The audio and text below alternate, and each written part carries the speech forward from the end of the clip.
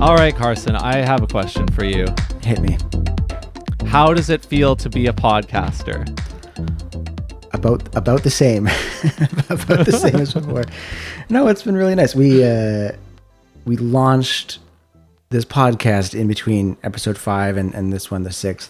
So some people have had a chance to listen to it. I take great solace in the fact that our target audience is maybe 5 or 6 people that we know. And so I don't feel any sort of, trepidation or weird public feeling. It's just nice to be able to talk to my friend and put the conversations out in the world for some of our friends and folks to check out. It's nice to be living that podcast bro lifestyle before you ever go live, but it's also nice to have anonymity working in your favor at the beginning when you're figuring it out. Yeah, absolutely. No, it's been really nice, and response has been good so far. People are liking what we're talking about and have contributed their own thoughts, which is very cool. Yeah, I agree. Response has been great. Thank you for that. We are rolling weekly. That's the plan. We're doing that this week after the last, and we're going to keep trying to do that with a couple of drop weeks for special occasions. We're going to go on a weekly basis here on the Upsample podcast. So it'll be good. Great.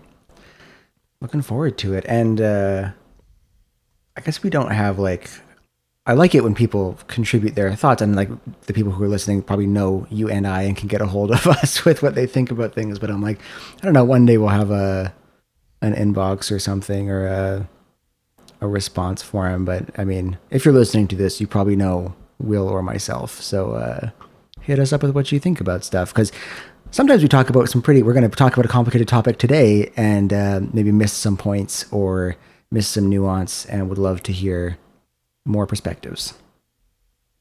Yeah, totally. Currently, one of the only places like that is the YouTube comments. There actually was one that I wanted to bring up to you where somebody asked if we had listened to the latest Bon Iver album, which I have. I'm assuming maybe you have. Yeah.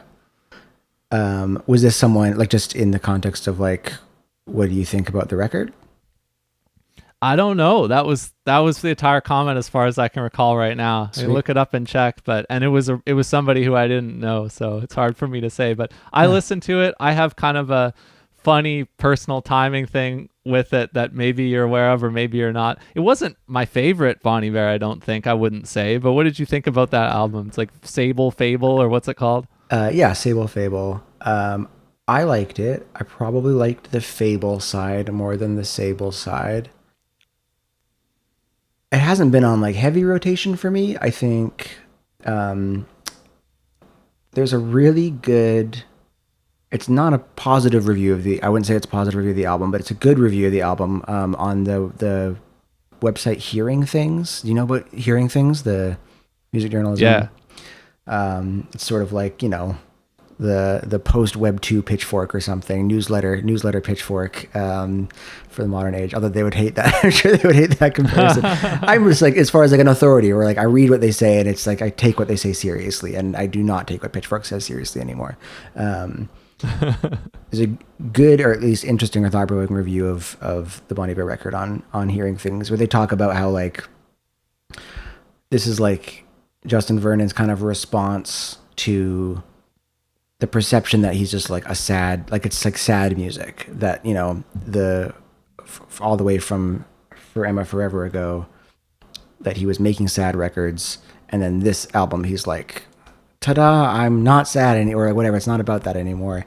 And they're it never was, there was so much more nuance in there than just sad guy. And it's almost like Bon Iver is responding to his most generic fan with this album a little bit. But I still thought some things were good. I think I liked the elements from, I'm actually wearing a Dijon shirt right now, the artist Dijon, and Dijon worked on that album. There's a Dijon feature. And McGee, or Mike Gordon, did production work on the Bon Iver. And those are two artists that I really enjoy. And so their influence, I think I really could hear and appreciated. Yeah, that's cool. It's good perspective. It's a much more informed perspective than I had on the album, where I just kind of blasted into it, and I'm not a big fan of his anyways, nor do I know too much of the context. My only context with it is our very own Madeline Elkins appears in the first 5 seconds of a promo video that Bon Iver posted from a Sam Amidon concert in London. I forgot about that last fall. Right, because Sam Amidon was a prospective to play Justin Vernon in a movie or something. Was that how that was, like a lookalike contest or something? I don't really remember what the promo video was. I don't have the full story there. Yeah, there was some reason Justin was posting about Sam Amidon, and it was to do with like who would play Justin Vernon in a movie or a show or something, which is very interesting. Yeah. Well, thank you for the comment, whoever asked if we liked the Bon Iver record. Yeah. I thought it was pretty good. Should we get into today's juicy topic? We're a drama podcast now. This is scene this is scene drama. Yeah, we're gonna talk about something that we've both said we aren't always fans of talking about, and maybe we kind of get annoyed by sometimes because it's not really a fun topic to spend all your time around. It is a buzzy topic these days where people are spending a lot of time around it, but we are not super keen on much of this area, but it has started to touch things that are quite close to our sphere. So now might be a good time to actually address it. And it's about AI models and the creation of art, whether or not it is or is not art. Yeah. And maybe even further to that, like whether any of these tools should be used at all, right? We'll get into like the jazz or the our kind of niche context for this, but I think the statement from the against side was like one should boycott these tools, and whether that's the case or whether we think that's the case, because it is interesting to think about. And yeah, I think I was saying last week that like some of these discussions I find a little exhausting because they're in every aspect of my life, my job. There's AI conversations in the art world, lots of AI conversations online, a lot of AI conversations, and some good takes and bad takes on all sides. So that's where it gets a little bit exhausting. So to make it as little exhausting as possible for us here, can I blast through the context that gave us the impetus to talk about this? Please. Okay, so there's a social media account called JazzMemes that, I've never followed, but I've heard that a lot of people around us follow, perhaps including yourself. I don't follow, but I've been aware. JazzMemes has been around forever. I remember them from when I was in music school. Yep. And so JazzMemes is run in part by this duo of brothers, Chase and Matt. And Chase is maybe not the one who's always behind the keys of the account, but he also has a website called chasesguitaracademy.com. And JazzMemes, like several other creators, have been engaging with the explosion of AI-generated image sharing on social media. Now, what has fueled this explosion is the increasing capabilities of the models, which lets people do this more cheaply, and the capabilities being that they can create more things that they might want to create. The prompts will create much better images than in the early year or two of a ChatGPT or something like that. The capabilities are increasing, the cost is decreasing. Yeah. So more and more people are partaking in creating all kinds of AI generated images, as you're likely aware if you're listening to this show. Now, that has not spared the jazz people of the online world, because even famous jazz musicians like Christian McBride and Ron Carter have been sharing AI generated images related to themselves or related to their own playing. And this is actually where it came up for me, because I think I saw the Christian McBride one first, and I think there was also Ron Carter. And the most interesting thing that I noticed on just my first pass was that they would make the same post, they would cross-post it to Facebook and to Instagram. Right. And they would get completely opposite reactions from these two places posting the same things. Everybody on Facebook is just engaging with it at face value and then leaving it for them to be like, oh, that's so cute or whatever. And then they're out. It's universally positive comments on the Facebook post for Christian McBride and Ron Carter when they shared, like, you know, the starter pack image of themselves, or I think one of them was like a Muppet was like generated over top of their bass playing figure. They're both bass players. Did we get Shrimp Ron Carter yet? That feels like that would be a hit on Facebook. That's a Shrimp Jesus joke for all the Shrimp Jesus heads out there. That was an early No, not yet. That'd be pretty good. That's what they got on Facebook though. On Instagram, they very much did not get that. What they got instead was a lot of blowback. People saying they were disappointed to see these jazz legends engaging with AI generated image creation and saying that they should do better, they should know better, and they should boycott AI. Enter saxophonist Patrick Bartley, who is really a Gen Z jazz icon and is one of the most famous people to appear on Emmett's Place, or as in like his episode of Emmett's Place is one of the canonical performances that has been viewed the most times. And he's done so much else beyond just that. But, you know, he's a known jazz saxophonist who's around our age.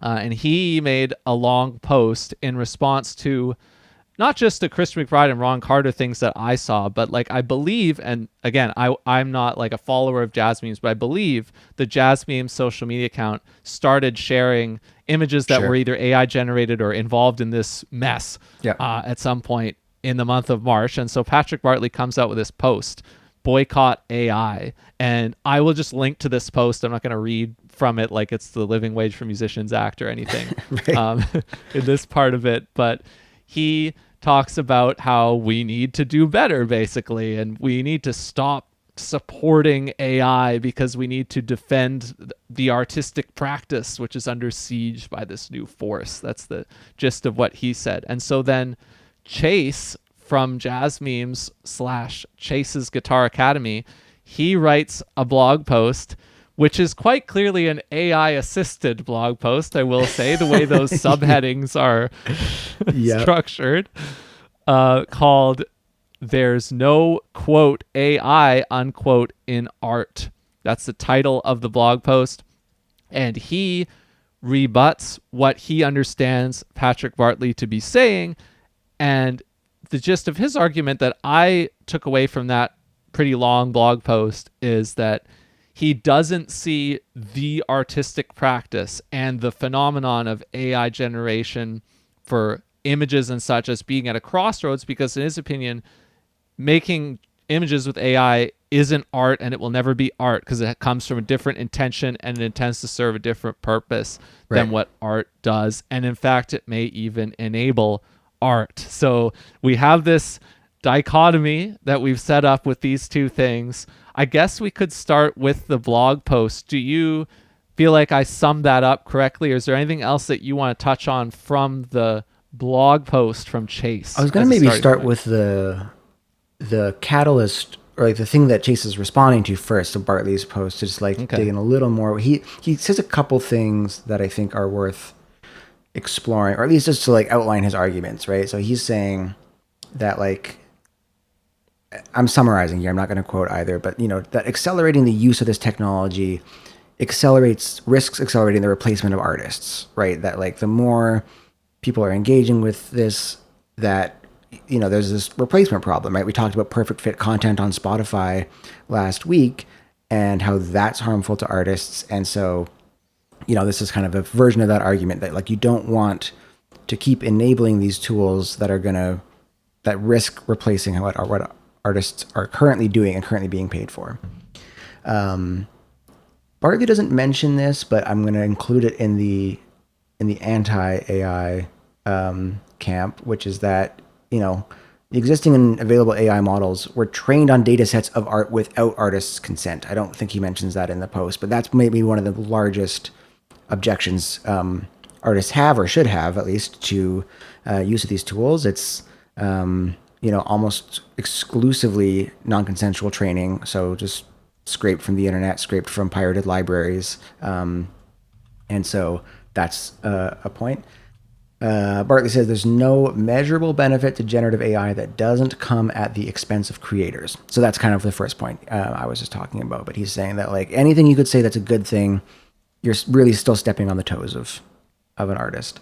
And one of the points that I thought was interesting, he said, because many of the four arguments, he's kind of proactively addressing them, that art isn't about accessibility, art isn't about abundance, and art isn't about perfection, right? That the absence of those things is actually inherent to art, because art's about life, and not everything in life is for everyone. Not everything in life is abundant and plentiful. Some things are like hard and worth working hard for.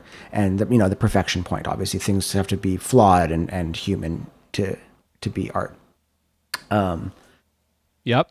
So that's kind of the Bartley set of arguments, which I think I'm sympathetic to largely. And then, I think Chase responds with a few points with, somewhat of a largely AI generated. Those subheadings. That's really good to call out. The subheadings are actually what does it. There's also just some of the phrasing. It's a fairly well written article. Like it's not crazy to read it. I think the arguments are well laid out. He says one of his counter arguments is that a large language model's probabilistic outputs are not really like copying, right? And this is basically what Sam at OpenAI, that's his argument. Every time someone comes to him and says like, you can't do this, you are just ripping off existing work. Sam says like, well, if you just like studied under this artist, you would produce work like them. And that's what these models have done, right? This is more like learning.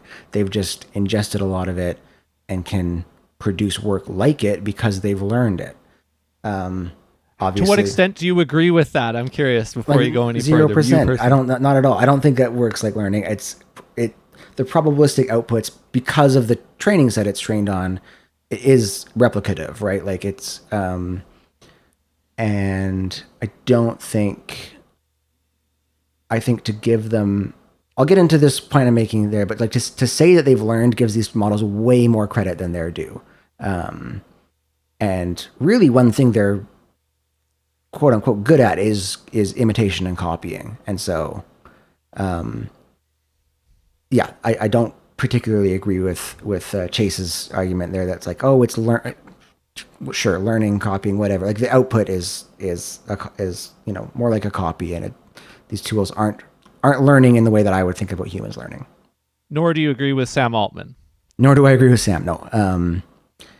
And again, like there will maybe come a time where these models get sophisticated enough that like it is more nuanced than that, where like because right now these models are basically just regurgitating their training data in different orders in different ways, right? Like it wouldn't be able to create a Studio Ghibli style image if it hadn't seen a lot of Studio Ghibli stuff, right? That it just couldn't do that.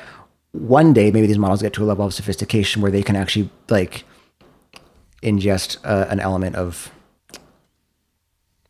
I would hate to call it personality, but like what's different in a human is like, no matter how much I study, if I was a basis with Ron Carter, I'm actually not going to sound like Ron Carter. And these things could sound like Ron Carter, eventually. So that's one of Chase's points, which, kind of. Do you want me to throw a side track in here, or do you want to continue into Chase? Because I just thought of something because you mentioned Studio Ghibli, but I can save it for later. No, yeah, we can sidetrack on that. Okay, I want to throw you a no good, dirty neo-lib point about the Studio Ghibli phenomenon. Okay. So I want to know, is one of the reasons that the Patrick Bartley Boycott AI School are mad about the Studio Ghibli phenomenon that they think it does dirty to Studio Ghibli, like that it does? I know that there's like ideas of what Hayao Miyazaki maybe thinks about AI personally, but is that one of the reasons why some people are mad from that camp about the phenomenon of everybody generating images in a style of Studio Ghibli ostensibly? I think so. I mean, I think part of it is I think it's part of the non-consent thing, right? So like that Miyazaki is upset that people are doing this.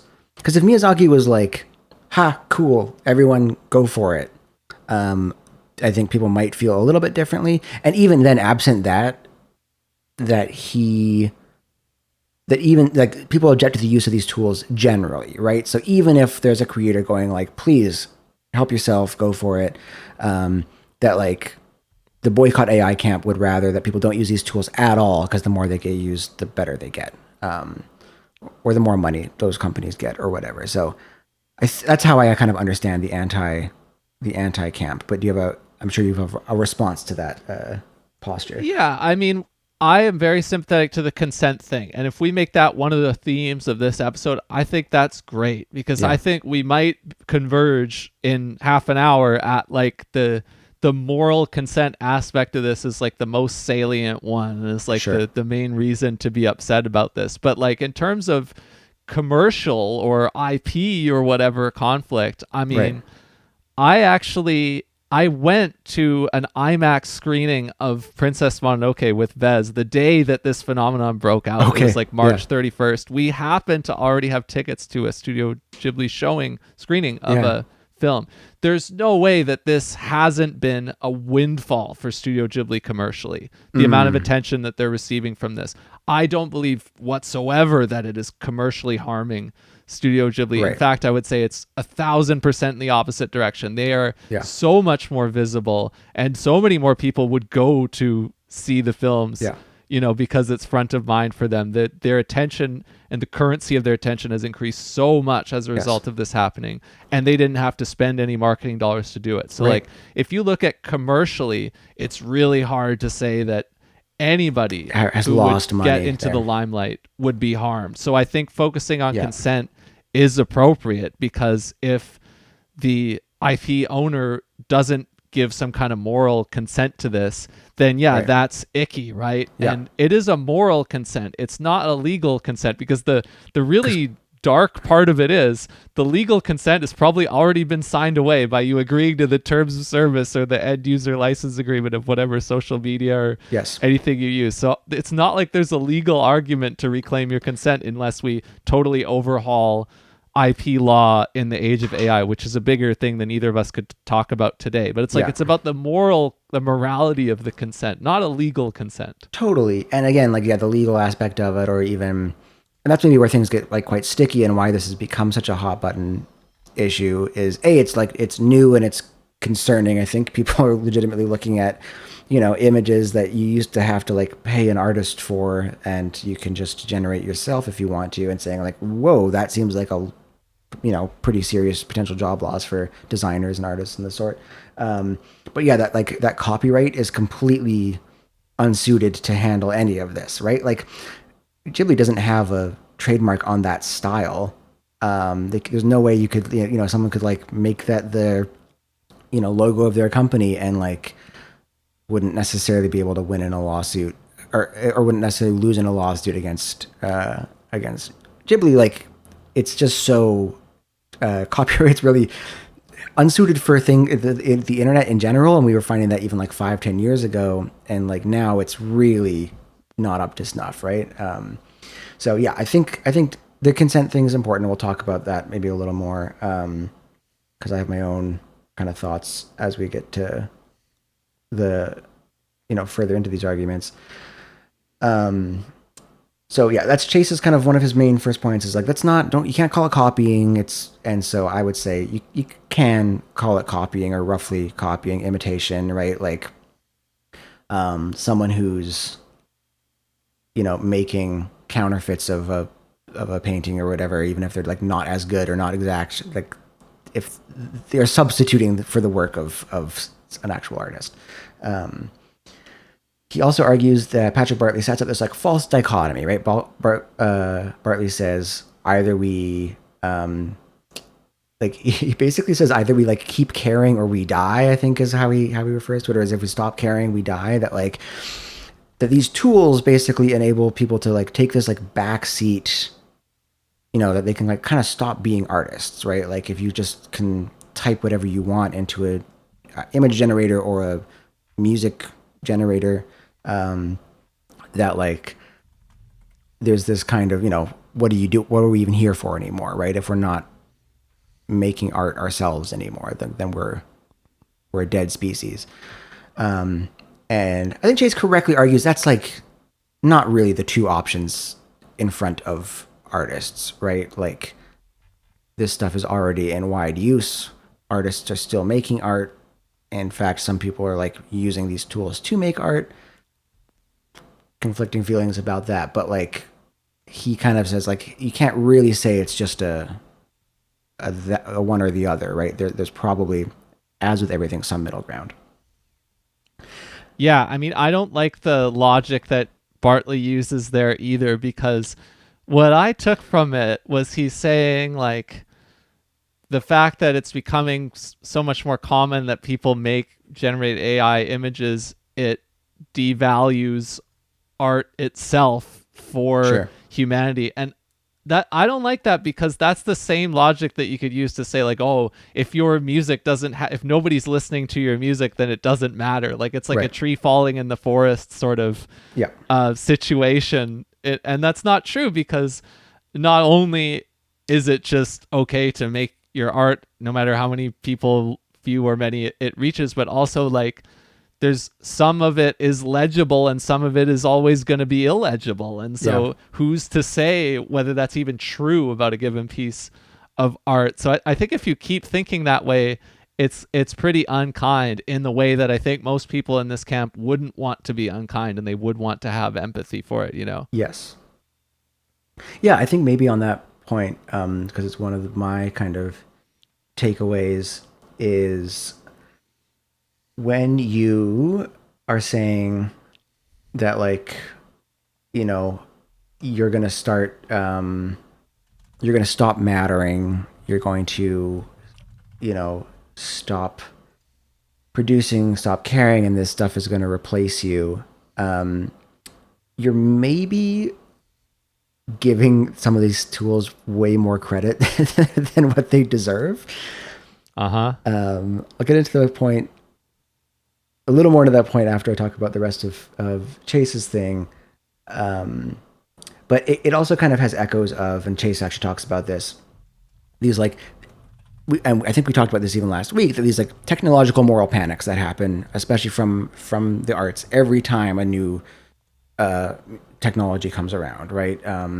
Famously, like photography was thought to be like the devil for painters or portraits, and that was an industry. People like made money doing portraiture and illustration, and photography certainly cut into that, although it evolved, right? Like photography is an art form, and it's appreciated for its own merits, and portraiture and illustration got to become kind of more of a like specialized niche thing. And I'm going to guess probably some artists were harmed in the making of the 21st century, right? Like I don't think portrait artists or illustrators probably did lose work from technology. So I don't think it's like the argument against the moral panic is like, well, this has always happened. It's like, yeah, people suffered, right? And that's what we're trying to avoid.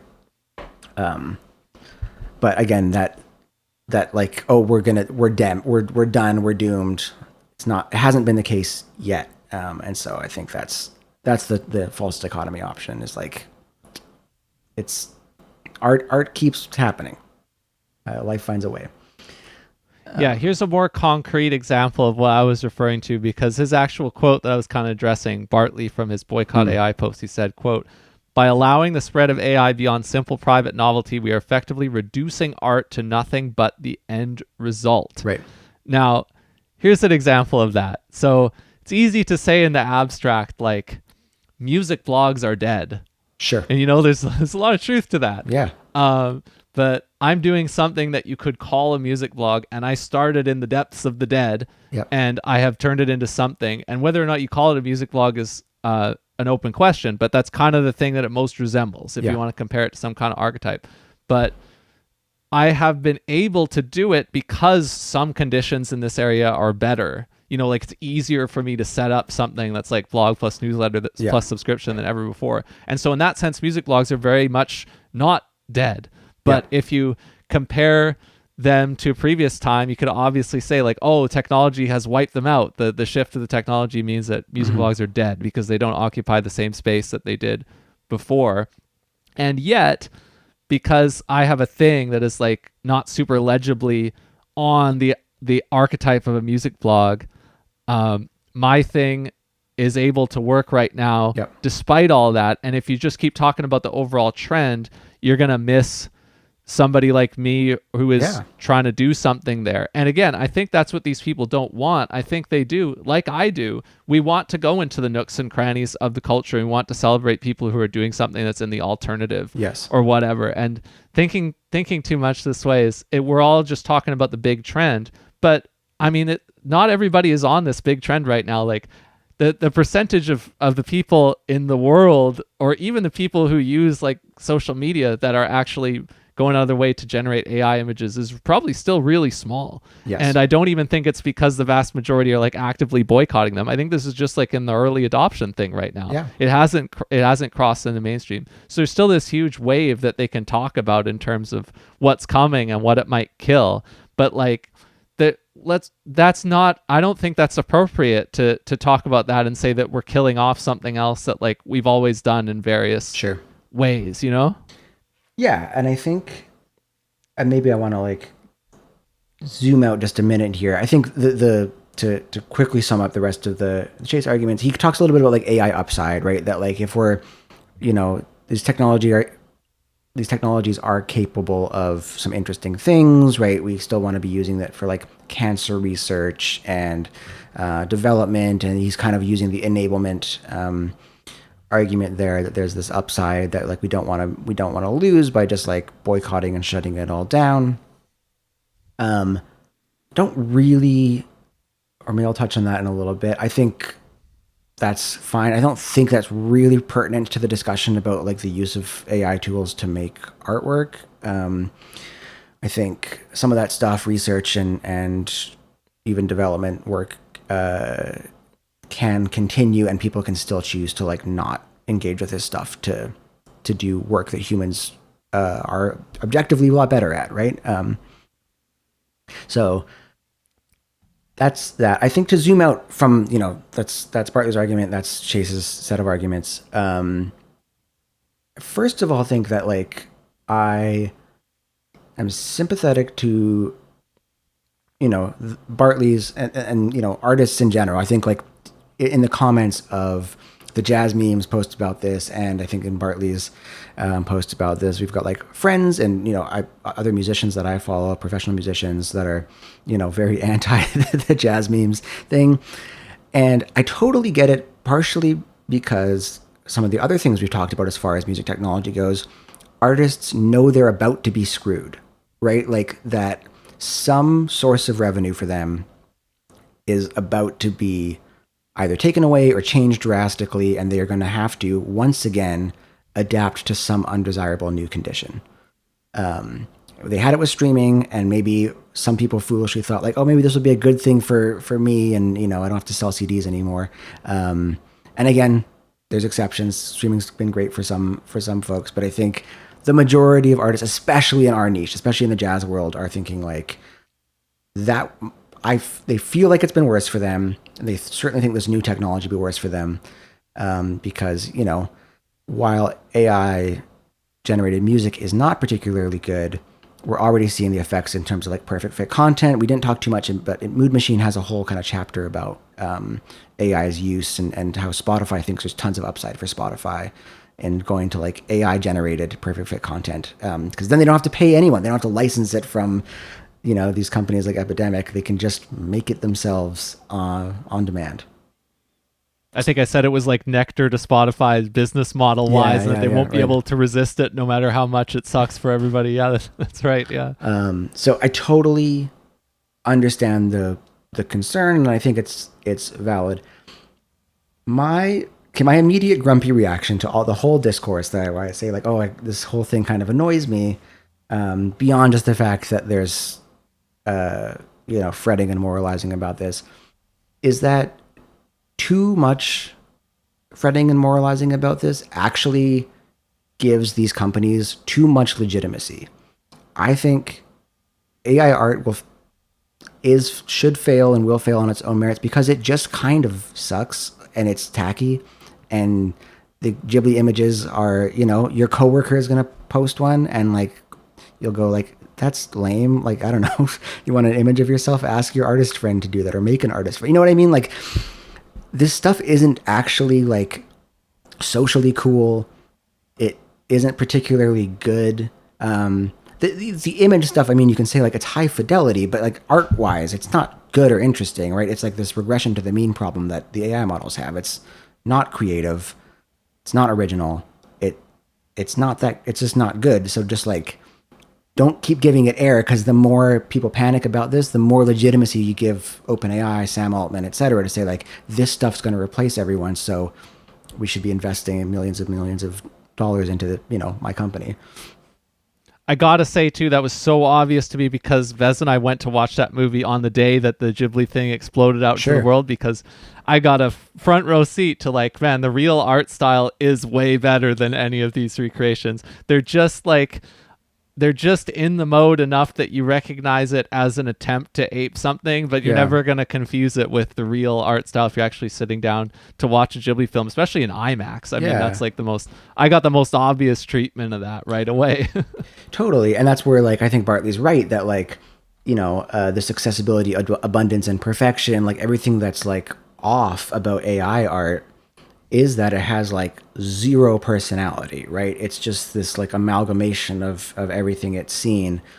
And so it's always going to have this problem of like, it cannot push a boundary, or it cannot have the loving hand of someone who's like worked hard to like develop a style. It has kind of the absence of a style. And so while I think it's important, like I'm cautious to make that argument, because I think the obvious counter argument is like, well, what in 5 or 10 years, right? That like you could get a really convincing Avishai Cohen, imitation, and people won't be able to tell the difference, or like the average person won't be able to tell the difference.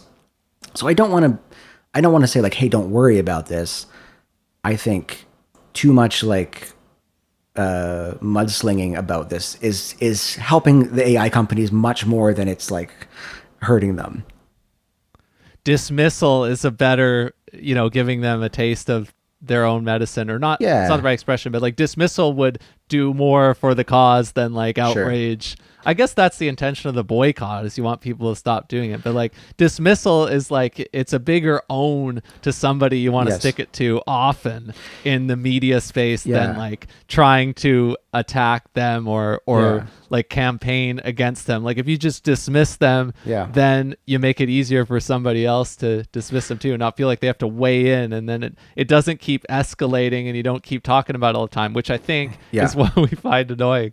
Yeah, it's one of those things where if it's a constant source of talking about this all the time gives these models like some legitimacy where they haven't earned it yet, right? So like I'm quite bearish on the idea that these LLMs are going to keep growing and keep improving so that they are able to replace humans, right? And I think that's certainly true for art, for like all of the reasons just talked about. But I also think it's like we're seeing that with, so I work in a job that's like, code adjacent, code heavy. And while AI can do a lot of coding, I don't know if you're familiar with like this term vibe coding that's come up. And so LinkedIn is full of people going like, I just vibe coded the next $1 million application. And then famously, like there was one on Twitter a couple of weeks ago where someone was like, hey, I've just like vibe coded this app, and he like published it, and he was hacked within like, I don't know, like less than a day. He was like, hey, my OpenAI API credits I just spent like $200,000 in OpenAI spend, and my AWS just got hacked, because like the tool can code you an application.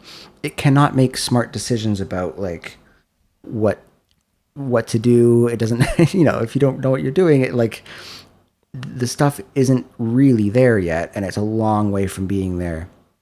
And so much of my job has been people saying like, "Oh, can we just use AI for this?" And then like showing them the result of like, "Here's what AI would do in this situation," and it's pretty bad or inadequate, and you still need a human in the loop here. And that being, it's useful for coding tasks, and I don't feel I don't have guilt about asking it to like look through a spreadsheet of 50,000 rows of data and like telling it to pull a couple things for me. I don't really have an issue with doing that. All I'm replacing is me having to Google a lot. And so, Yeah. not replacing my job yet, but one day. I long for the day when it's current enough and I can fine tune it enough to pull gig list information for me. I long for Sure. the day.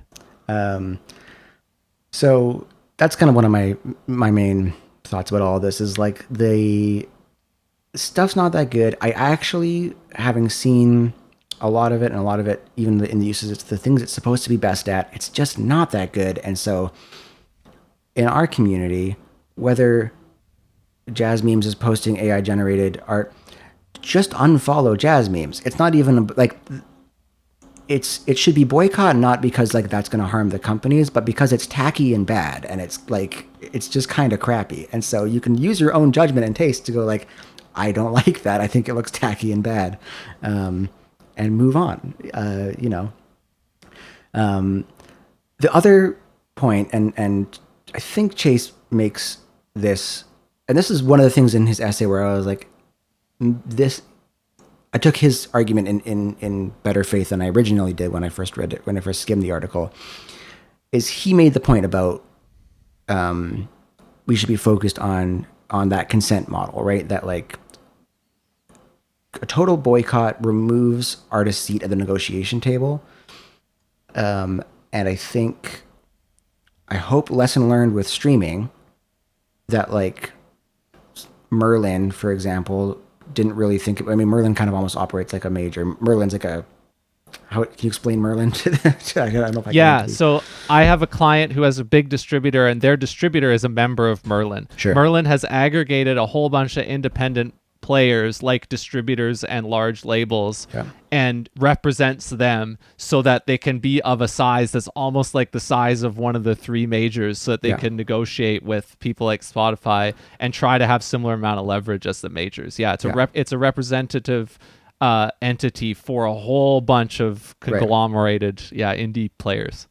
So, yeah, point I was making is if artists at the outside of the streaming era had kind of all seen where this is going, and instead of either like closing their ears or going like, oh, this is great, that means people can just access my music more easily, gone like, I should figure out how I can benefit from this, right? Or I at least get a seat at the table here, because whether or not like the generative AI stuff is coming is a kind of a foregone conclusion, right? I think we are past the point of say a boycott or whatever, like actually changing whether or not this stuff comes for say Spotify generative AI, lo-fi beats. That's I'm sure already on its way if it's not already here.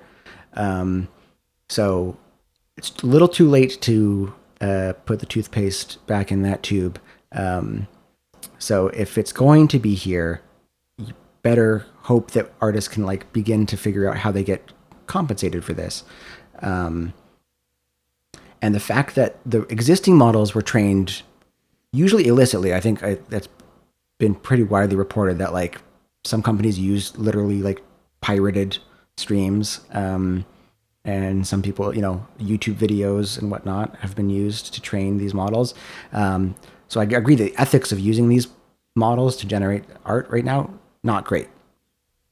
But I think it's in artists' interest to at least consider how they can, be compensated for their work, right? There are consent-based models,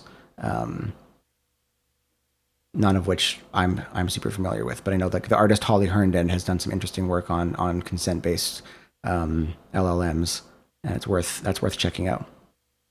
Or again, the equivalent of unfollowing JazzMemes for this would be to do your work in more offline ways. And I arrive at that area a lot the more I think about it. I mean, I believe in the artists. I believe in artists. I Yeah. believe that the more prevalent this stuff gets, regardless of how good it is, I don't think that's even the forcing function when we're talking about art.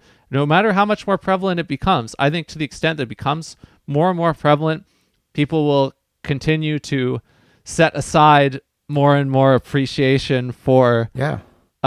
tangible objects and tangible relationships. I think that has happened in the streaming era.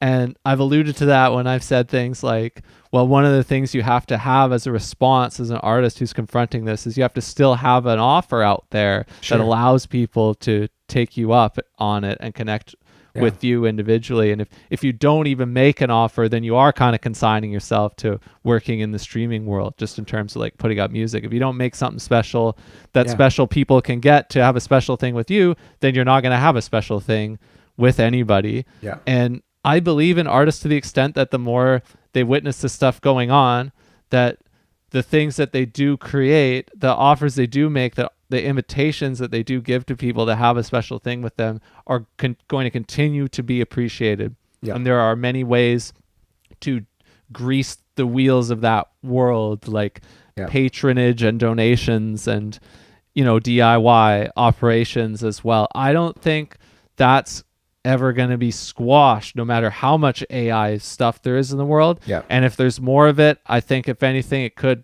just lead to people having more appreciation for those kind of things. To say nothing of the live experience of going out to see live music and how much more appreciation you could get for that instead of anonymous AI content that you see everywhere more and more now. I think the people who want to wake up to that will wake up. I don't believe that we're out here in like a sea of plebs who won't wake up to it. I think the vast majority of people are aware of that, and they do have the capacity to do that. I believe in people's capacity to feel that way about art. Yeah. And I believe that people won't just feel, I don't believe people will feel that this AI stuff is going to be art at the end of the day. And I believe in artists and their ability to keep making an actual offer over top of this world. Yeah.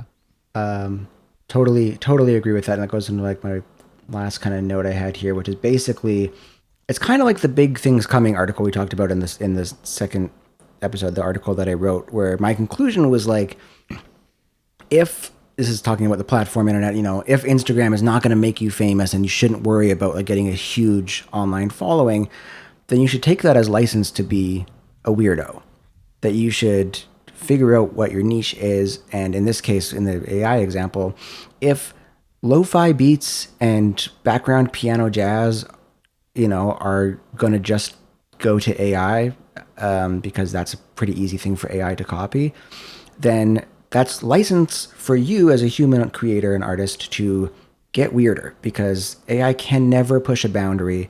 It can't put its own mark on something. And like you said, audiences will appreciate that more because, to my earlier point, this stuff is tacky and bad, right? It's like no matter what, you're always going to get this regression to the mean problem. It's going to be background wallpaper stuff. And so you're not ideally, you're not competing for background wallpaper stuff. That battle has kind of already been lost, right? Like, there's not a piano trio at every fancy restaurant you go to. Hasn't been that way in many decades. And so, don't compete with stuff that can be replaced by AI. Do your thing, which can't be. An AI can't ever build community. It can't be spontaneous. It can't push a boundary. So that was sort of where I left this stuff, was like, I don't want to sound optimistic about things, because I'm not particularly, like, there's like economic difficulty that's, I think, coming as this stuff goes, but I do have faith in artists' ability to work around it. Yeah, I am optimistic. I'll say it. Great. You're not going to say it. No, I love it. I'm optimistic. So I like that you're optimistic. Eat it if you're not interested in that.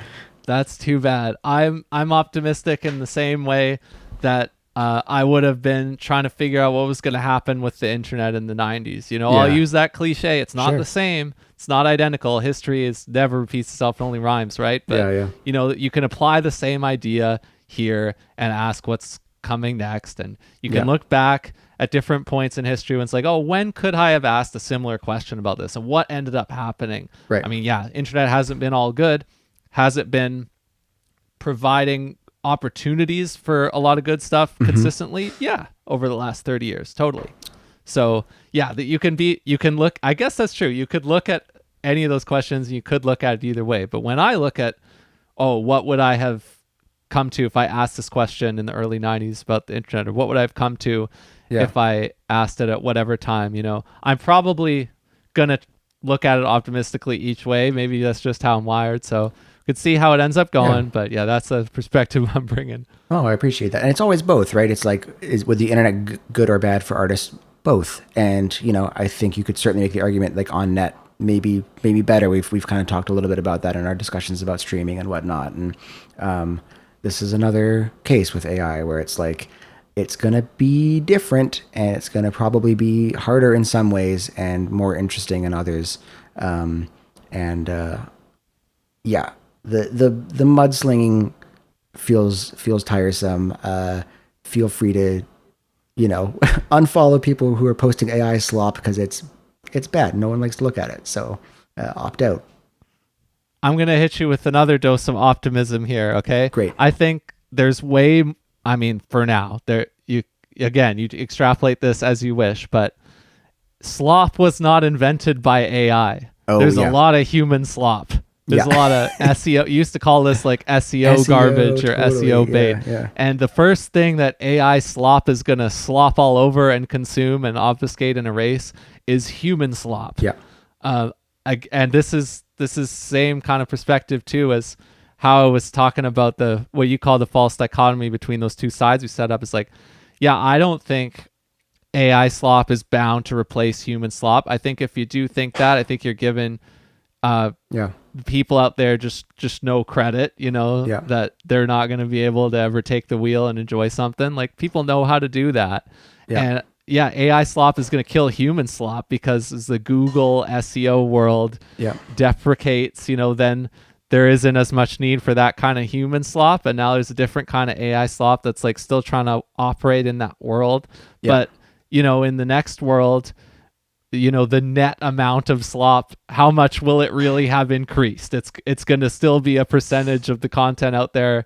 It's going to look different and smell different or whatever because it's done by AI. But slop was not invented in November 2022. It was already a problem for the internet and for artists and for people who actually worked on this stuff, right? Like, this is just a continuation on a trajectory we've been on for a while. So this is hardly new. What is human slop if not a shoddily designed last minute gig poster made by a human? Yeah, exactly.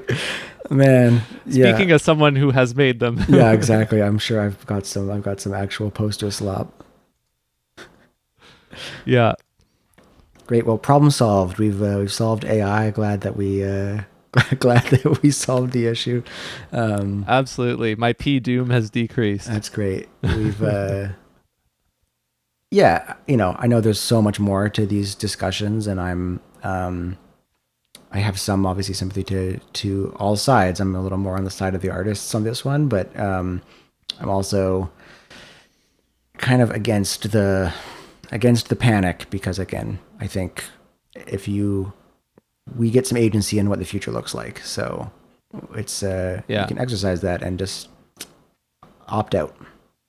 I just have a different kind of chip on my shoulder about it. That's all. It's like people complaining about the dying state of affairs or whatever. Like, don't just talk past the people who are actually trying to do something. Like, instead of using your airtime to deliver that message, like, just go spend the time with us, right? That's all I'm saying. Yeah, exactly. That's maybe a good place to put a button on it and talk recommendations. Do you have a recommendation for folks this week? Yes, I do. I promise I won't always do YouTubers. It's not just a growth marketing strategy, but I got a YouTube video for you today. This YouTuber is in the orbit of the people who have influenced us. You familiar with Venus Theory? Yep. I like Venus Theory. Have you watched the Venus Theory video called The Future of Music is Noise? I have not watched that video. that is your recommendation. I won't even give it context because I know you're going to like it. Great. I think it's quite likely that you're going to like it if you're listening, especially coming from the music side of things. But this is right in your wheelhouse, Carson, more than it is in mine, because I'm not a big producer guy or whatever. Yeah. But I like this kind of music to some extent now, whereas I used to be very ignorant of it. And he's got an interesting story to tell about why the sound trends might be going in this direction of electronic noise specifically he's talking about. But it's a cool video. Very cool. Okay, we'll check that out. My recommendation for this week is a record by it's called Uhlmann, Johnson, Wilkes. I don't have all of their first names in front of me. Gregory Uhlmann, Josh Johnson, Sam Wilkes. I'm a Sam Wilkes fan from many of his records, with Sam Gendel, lots of other stuff. Wasn't familiar with Greg Uhlmann or Josh Johnson, but apparently the two of them studied under Jeff Parker in LA in the past. And you are familiar with Josh Johnson, you just don't know it because one, we have listened to albums that he's on in the same room together, but he's in like the Jeff Parker ETA quartet. Okay, so yes, I do. Okay, right. Yeah. So I do know. Yeah. Didn't recognize his name when I picked this up. It's a great record. It's, if you're into that, like Jeff Parker, Sam Gendel, Sam Wilkes, LA, I call it like beat jazz. I don't know if they'd like appreciate that term, but it is. It's influenced by beat music, and hip hop and jazz and improvised creative music. But it's a great record. Came out mid-April. Yeah. Influenced by beat jazz, as are you. Yeah, Exactly. Definitely in my wheelhouse for sure. I can't let you go without shouting out a special anniversary that we actually could have done this last week because it really was last week. We didn't talk about it until you sent me the screenshot. But speaking of beat jazz, I wanted to find the right time to bring this up, and you queued me up for this wonderfully at the end here. But Carson released his first beat tape under the name Chill Evans, a sample beat tape in Music University 10 years ago. April 25th, 2015 was when you dropped volume 1. You went on to put out so many more volumes, but that's at the beginning of your journey as a producer. And we talked about that in the Careerism episode 3. So happy 10-year anniversary to Chill Evans Volume 1. Thank you. That is not a recommendation. That record, we did not know what we were doing. It sounds like our very first one. So happy to have 10 years of growth past then. It was a cool milestone. I realized that when I showed up in my Facebook memories of all places.